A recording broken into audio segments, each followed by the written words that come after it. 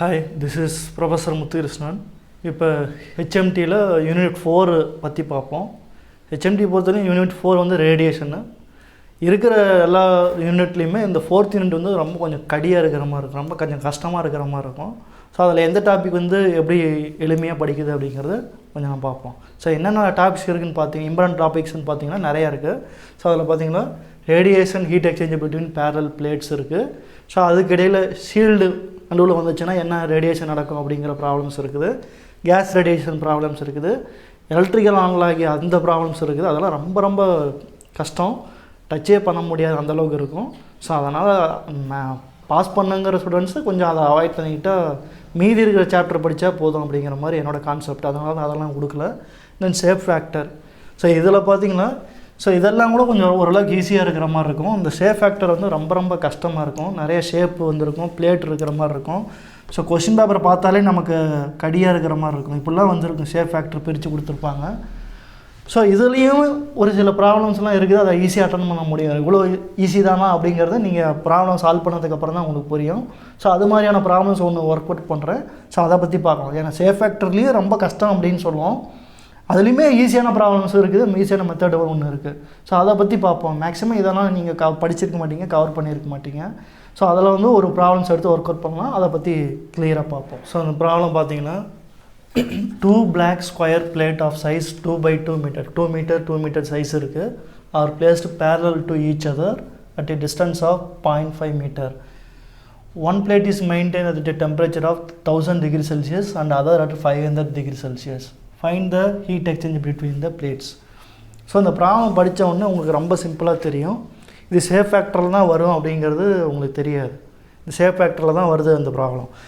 But ஆனால் நீங்கள் இந்த ப்ராப்ளம் படித்த உடனே என்ன ஃபார்முலா அப்ளை பண்ணுவீங்க? ஜென்ரலாக அந்த ஹீட் எக்ஸ்சேஞ்ச் ஃபார்முலா அப்ளை பண்ணுவீங்க பிட்வீன் பேரலல் பிளேட்ஸுக்கு. அதாவது emissivity bar sigma A into T1 power 4 minus T2 power 4 வேறு sigma bar equal to 1 divide by emissivity 1 plus emissivity 2 minus 1. இந்த ஃபார்முலாலாம் அப்ளை பண்ணி ஆட்டோமேட்டிக்காக சால்வ் பண்ண ஆரம்பிச்சிருவீங்க. பட் ஆனால் இந்த ப்ராப்ளத்துக்கு இந்த ஃபார்முலா கிடையாது, நல்லா நோட் பண்ணிக்காங்க. எப்படி அப்படின்னா இந்த ப்ராப்ளத்தில் 2 large parallel பிளேட்ஸ்னு கொடுக்கல, லார்ஜ் பேரலல் பிளேட்ஸ் அப்படிங்கிற அந்த கீ கொடுக்கல, வெறுமனே ஸ்கொயர் பிளேட்ஸு இல்லை ரவுண்டு டிஸ்க் அப்படின்னு சொல்லி கொடுத்துருப்பாங்க. ஸோ இதில் பார்த்தீங்கன்னா ஸ்கொயர் பிளேட்டு சைஸு கொடுத்துருக்கலாம். 2 large parallel பிளேட் அதோட சைஸ் வந்து கொடுத்துருக்க மாட்டாங்க. சைஸு கொடுக்காத பட்சத்தில் நீங்கள் வந்து இங்கே போட்ட ஃபார்முலாஸ் எடுத்து அப்ளை பண்ணி அதை சால்வ் பண்ணிக்கலாம். வேறு சைஸு கொடுத்துருக்குறாங்க, லார்ஜ் பேரலல் பிளேட்ஸ்னு கொடுக்கல, அது சைஸ் என்ன தான் அதோட சைஸ் கொடுத்துருக்காங்க, 2 மீட்டர்னு கொடுத்துருக்குறாங்க. அதே சமயத்தில் ரெண்டு கூட இடைப்பட்ட டிஸ்டன்ஸு, அதாவது இது ஒரு பிளேட்டு, ஸோ இது ஒரு பிளேட்டு, இதுக்கு உண்டான டிஸ்டன்ஸ் எவ்வளோ தூரத்தில் வச்சுருக்குது அப்படின்னு சொல்லி கொடுத்துருக்குறாங்க, 0.5 மீட்டர். ஸோ இது 2 மீட்டர் சைஸு, இது 2 மீட்டர் சைஸு, இதுக்கும் 2 மீட்டர் சைஸு, இதுக்கும் 2 மீட்டர் லென்த்து வித் எல்லாமே 2 மீட்டர் ஸ்கொயர் பிளேட்டாக இருக்குதுன்னு வச்சுக்கோங்களேன். ஸோ இதுக்கு 2 பிளேட்டுக்கு ஒன்று, அதாவது ஃபஸ்ட் பிளேட்டு ஒன்று இப்படி மேலே இருக்குது, செகண்ட் பிளேட் ஒன்று அடியில் இருக்குது, புரியுதுங்களா?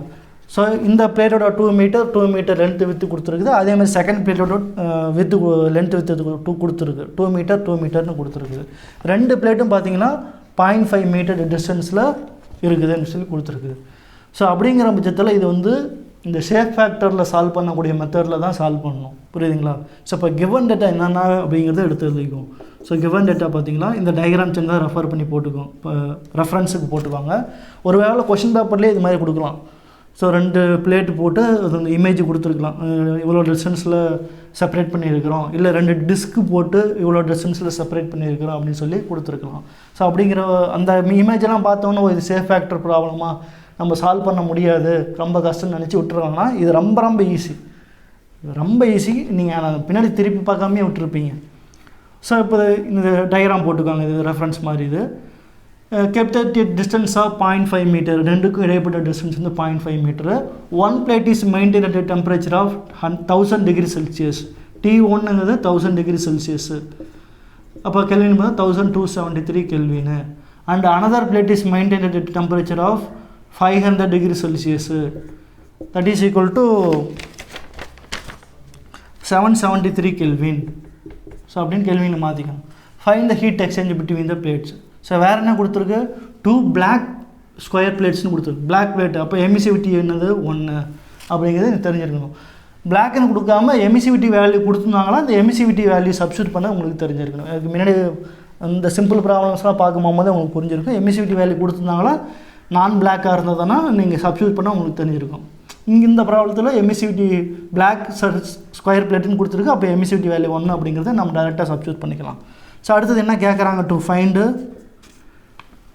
Find the heat exchange between the plates Q1 to 2 என்ன அப்படிங்கிறது கேட்குறாங்க. ஃபஸ்ட் பிளேட்லேருந்து செகண்ட் பிளேட்டு இல்லை செகண்ட் பிளேட்லேருந்து, இங்கே ஃபஸ்ட் பிளேட் பார்த்தீங்கன்னா நம்ம ஹையர் டெம்பரேச்சர்னு எடுத்துக்கிறோம். ஃபஸ்ட் பிளேட்லேருந்து செகண்ட் பிளேட்டுக்கு ஹீட் எக்ஸ்சேஞ்ச் என்ன நடந்திருக்கும் அப்படிங்கிறத கேட்டிருக்காங்க. இது எப்படி சால்வ் பண்ணலாம் அப்படிங்கிறது பார்ப்போம். So heat exchange between the plates பார்த்தீங்கன்னா formula Q1 to 2 equal to sigma into T1 power 4 minus T2 power 4 divided by 1 minus emissivity 1 divided by A1 emissivity 1 plus 1 divided by A1 into F1 to 2. இந்த F factor இந்த கண்டுபிடிக்கணும். plus 1 minus emissivity 2 divided by A2 emissivity 2 அப்படிங்கிறது கண்டுபிடிக்கணும். புரியுதுங்களா? So இதெல்லாம் எல்லா வேல்யூவும் கூட தெரியும். Sigma value 5.67 into 10 power minus 8 இந்த ஸ்டீஃபன் போல்ட்ஸ்மேன் கான்ஸ்டன்ட் வேல்யூ தெரியும், டேட்டா புக்கில் இருக்குது. இந்த வேல்யூ தெரியும். டெம்பரேச்சர்ஸ் ரெண்டுமே தெரியும். எமிசிவிட்டிஸ் 1 2 வந்து ரெண்டுமே பிளாக் பிளேட் அப்படின்னு கொடுத்ததுனால எமிசிவிட்டி வேல்யூ 1 தான். ஸோ அப்போ இதை ஃபர்தராக சால்வ் பண்ணும்போது என்ன ஆகும்னா இது ஃபுல்லாக 1 minus 1 0ன்னு ஆயிரும். இது சால்வ் பண்ணும்போது 0 ஆயிரும். அதனால் இந்த டேர்மு 0 ஆயிரும். இப்போ ஃபர்தராக அந்த ஃபார்முலா எப்படி வரும்னா, ஒருவேளை எமிசிவிட்டி வேல்யூ சேஞ்ச் ஆனிச்சுன்னா ஒரு 0.5 0.2ன்னு கொடுத்துருந்தாங்கன்னா இங்கே வேல்யூஸ் வரும். புரியுதுங்களா? அப்போ நம்ம இதை வந்து மாற்றி எழுத முடியாது. இங்கே சப்ஸ்டியூட் பண்ணி சால்வ் பண்ணி அப்புறம் தான் இதால் டிவைட் பண்ணணும். புரியுதுங்களா? ஸோ இங்கே 1 minus 1ங்கிறதுனால 0 ஆகிடும். இப்போ இந்த டைம் ஃபுல்லாக 0ங்கிறதுனால இந்த டைம் ஃபுல்லாக 0, மீதி பார்த்திங்கன்னா இது மட்டும்தான் இருக்கும். அப்போ இது ஃபுல்லாக கேன்சல் ஆகிடுது. 1 minus 1 இதுவும் 1 ஃபுல்லாக கேன்சல் ஆகிடுது. ரிமைனிங் டைம் இது மட்டும் மேலே வந்துடும். இப்போ sigma into A1 into F1 to 2 into T1 power 4 minus T2 power 4 அப்படின்னு வந்துடும். புரியுதுங்களா? ஒருவேளை வேல்யூ கொடுத்துருந்தாங்கன்னா இது சால்வ் பண்ணுற மாதிரி வரும். இது அப்படியே வச்சு தான் சால்வ் பண்ணணும். இது மாதிரி சிம்பிளிஃபை பண்ண முடியாது. புரியுதுங்களா? ஸோ இப்போ இதில் என்னென்ன தேவைன்னு பார்த்தீங்கன்னா, இந்த வேல்யூ நமக்கு தெரியும், கான்ஸ்டன்ட் வேல்யூ. ஏரியா தெரியும், 2/2னா 2 into 2 4 மீட்டர்னு தெரியும். F1 to 2 கண்டுபிடிக்கணும். T1 T2 வந்து டெம்பரேச்சர்ஸ் கொடுத்துருக்குறாங்க. இதில் தெரியாது என்னென்னு பார்த்தீங்கன்னா F1 to 2 இந்த ரேஷியோ எவ்வளோங்கிறது மட்டும்தான் நமக்கு தெரியாது. ஸோ இப்போ F1 to 2 வேல்யூ, இந்த ஃபேக்டரோட வேல்யூ என்னங்கிறது டேட்டா புக்லேருந்து எடுக்கணும். டேட்டா புக்லேருந்து எடுக்கிறது ரொம்ப சிம்பிள். ஒரே ஒரு டேபிள் இருக்கும், அதில் X Yன்னு இருக்கும். Xக்கு உண்டான ஃபார்முலா பார்த்தீங்கன்னா X = L/D, அதே மாதிரி Y = B/D அப்படின்னு கொடுத்துருப்பாங்க. ஸோ எல்லுங்கிறது வேறு ஒன்றும் இல்லை, லென்த்து டிவைட் பை டிஸ்டன்ஸு, அந்த ரெண்டு பிளேட்டுக்கு உள்ள டிஸ்டன்ஸு. புரியுதுங்களா? அது வந்து 0.5 மீட்ரு. எல்லுங்கிறது லென்த்துன்னு வச்சுக்கோங்களேன். 2/2 மீட்டர்னு கொடுத்துருந்துச்சு இல்லைங்களா? அதுதான் அது லென்த்து. இதை சால்வ் பண்ணும்போது 4ன்னு கிடைக்கும். அதே சமயத்தில் ஒய் பார்த்தீங்களா பிரெத்துன்னு வச்சுக்கோங்க. பிரெத்து அந்த திக்னஸ்ன்னு வச்சுக்கோங்க 2. So 2/2 metre. ஸோ அப்போ 2 டிவைட் பை அதே இங்கே வேல்யூ என்ன டி, அதே டி தான். டிஸ்டன்ஸ் எவ்வளோ டிஸ்டன்ஸில் இருக்குதுன்னு 0.5. சால்வ் பண்ணும்போது 4. இப்போ எக்ஸ் வேல்யூவும் ஒய் வேல்யூவும் 4ன்னு கிடைக்கும். ஸோ அந்த டேபிளில் எக்ஸ் வேல்யூ ஒய் வேல்யூ 4ன்னு இருக்கிற இடத்துல F1 to 2 வேல்யூ என்னன்னு பார்த்தீங்கன்னா 0.63204ன்னு இருக்கும். இது டேட்டா புக்லேயே இருக்கும் இந்த டேபிள். புரியுதுங்களா? அது கண்டுபிடிக்க வேண்டியது எக்ஸ் வேல்யூ ஒய் வேல்யூ. எக்ஸுக்கும் ஃபார்முலா இருக்குது, ஒய்க்கும் ஃபார்முலா அங்கேயே இருக்கும். புரியுதுங்களா? சிம்பிளாக எடுத்து சப்ஸ்டியூட் பண்ணக்கூடியது தான் வேலை நம்ம வேலை. சப்ஸ்டியூட் பண்ணால் 4ன்னு கிடைக்கும். சில காம்பினேஷனில் இப்போ 4 6ன்னு வருதுன்னா 4 6க்கு F1 to 2 என்ன வேல்யூ வருது அப்படின்னு பார்க்கணும். அதேமாதிரி 2 6ன்னு வருதுன்னா 2 6க்கு காம்பினேஷனில் என்ன F1 to 2 வேல்யூ வருது அப்படின்னு கண்டுபிடிக்கிறது தான் நமக்கு வேலை. சிம்பிள். இப்போ F1 to 2 கண்டுபிடிச்சி வச்சு ஆட்டோமேட்டிக்காக நம்ம இங்கே சப்ஸ்டியூட் பண்ணுறது தான் வேலை. அப்போ Q =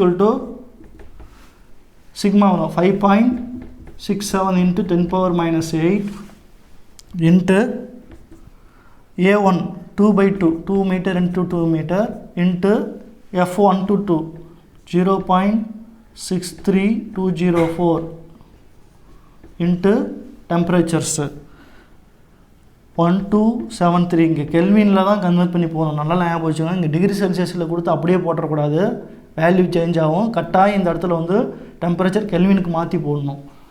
minus 773 power 4 Kelvin.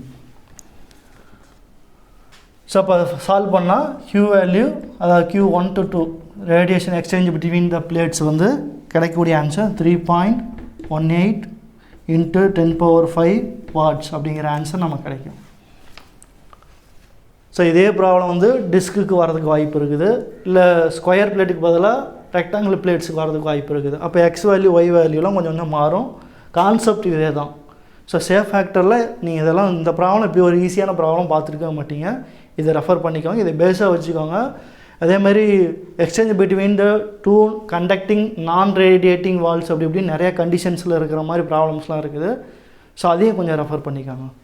வேறு ஏதாவது ப்ராப்ளம்ஸ் பார்க்கணும் அப்படின்னா கமெண்ட்ஸில் தெரிவிங்க. தேங்க்யூ.